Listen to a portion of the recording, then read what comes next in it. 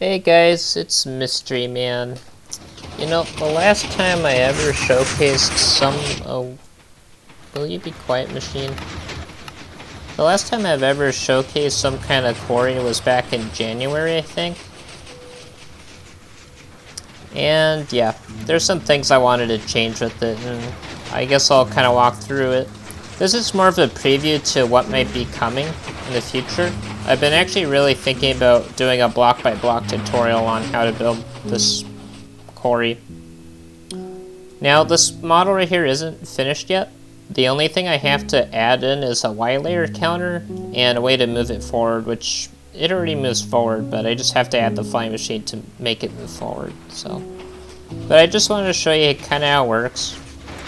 So, a while ago, I saw Comet 107's tunnel bore, and it had this cool little sweeping thing, so I just added that on this time around.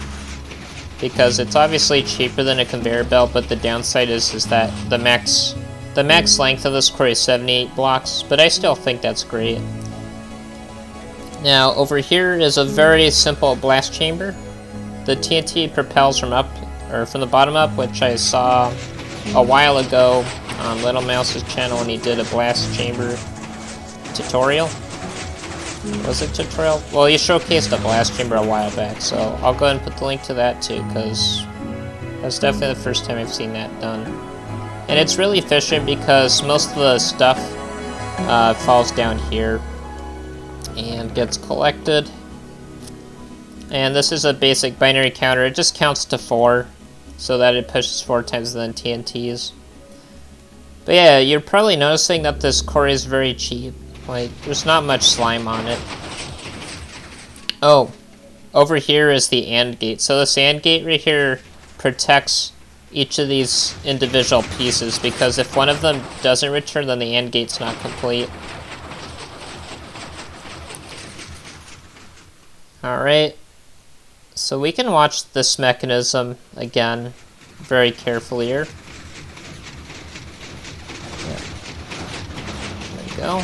It's very cool because it's actually a T flip-flop, so it flips in, which on the raising edge allows the flying machines to pick up the stone, and then on the falling edge it sends the machines down.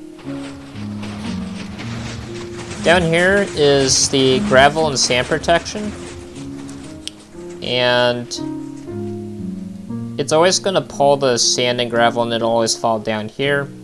And it always does it from where the machine's mining from the bottom up, so it actually does all the gravel and sand in one go. So there you have it. Now, this machine is facing north, and the reason why is because I actually have an extension here to collect sand and gravel. So I might showcase that in the future, but right now I just want to just use the basic method of removing gravel and sand, which is just slabs. And obviously I've got a very basic extension here that goes all the way and makes sure that everything's okay. Alright, now the next thing I need to tell you about, this quarry right here doesn't need side trenches, but you are going to still have to check for lava and water that are next to each other on your own personal seed. I would recommend you go in spectator mode and check these sides to make sure that there's no lava and water mixing, because that's the only thing that could break it. Other than that, it's basically liquid proof on the sides here. So yeah, now having no side trenches does come at a very tiny cost. You only have to dig 4 blocks up underneath, so that's easy with either a TNT tunnel bore, or if you just use a good old haste pickaxe. Because you're probably noticing that the design here doesn't require TNT duping, and that's something I strongly like to uphold. I don't like TNT duping. Now I'm looking at this blast chamber, and it's looking like I might have to make a change to it.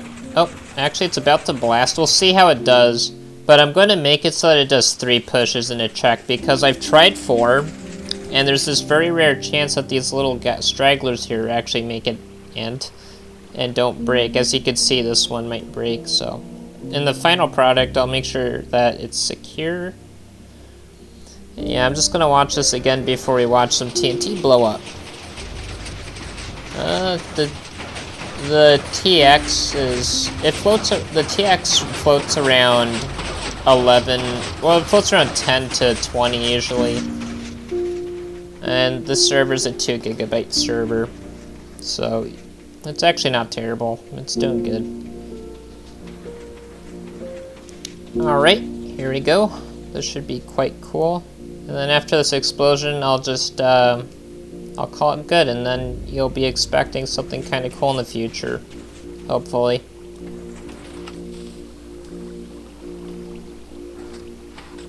Boom.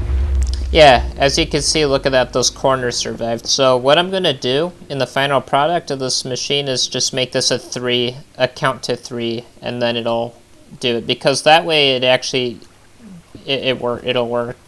That's how I did it on my last machine, so.